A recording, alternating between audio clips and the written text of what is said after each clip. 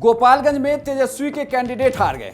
तेजस्वी यादव ने जिस नए समीकरण को साधने की गोपालगंज में कोशिश की, वो समीकरण सधता हुआ नजर नहीं आया। गोपालगंज उपचुनाव में बीजेपी की प्रत्याशी कुसुम देवी की जीत हो गई है। नमस्कार, मैं हूं इंद्र मोहन, आप देख रहे हैं बिहार तक लगातार उपचुनाव को लेकर आपको हर एक जानकारी दे रहा है। और जो सबसे बड़ी खबर है कि गोपालगंज उपचुनाव जो हुआ उसमें बीजेपी की प्रत्याशी कुसुम देवी चुनाव जीत गई और आरजेडी ने जिस मोहन प्रसाद गुप्ता को चुनावी मैदान में उतारा था वो चुनाव हार गए।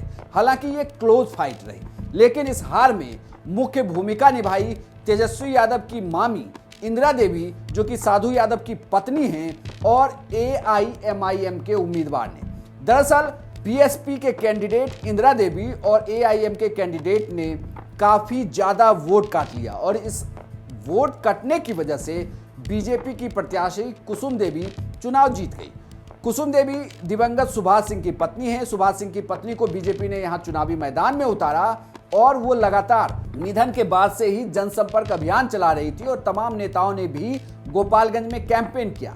लेकिन आरजेडी ने जिस नए समीकरण को साधने की कोशिश की कि वैश्य समुदाय से एक कैंडिडेट को टिकट दिया और बीजेपी के कोर वोट बैंक में सेंधमारी करने की कोशिश की, वह सफल होता नजर नहीं आया। लेकिन बीएसपी और एआईएमआईएम के वोट काटने के बावजूद भी बिल्कुल क्लोज फाइट रही। यानी अगर साधु यादव यहां अपनी पत्नी को चुनावी मैदान में नहीं उतारते और एआईएमआईएम यहां अपना उम्मीदवार नहीं देता तो आरजेडी के खाते में यह सीट भी चली जाती। लेकिन तेजस्वी यादव गोपालगंज की सीट पर पिछड़ गए हैं और जिस नए समीकरण को वो साधने की कोशिश कर रहे थे वह उनके परिवार के सदस्य की वजह से ही सधता हुआ नजर नहीं आया और बीजेपी की कुसुम देवी यहां पर 24वें राउंड में चुनाव जीत गई है। बिहार में 2 सीटों के उपचुनाव हुए। आपको बता दूं कि एक सीट मोकामा की सीट पर अनंत सिंह की पत्नी नीलम देवी चुनाव जीती हैं और गोपालगंज की सीट पर बीजेपी से दिवंगत सुभाष सिंह की पत्नी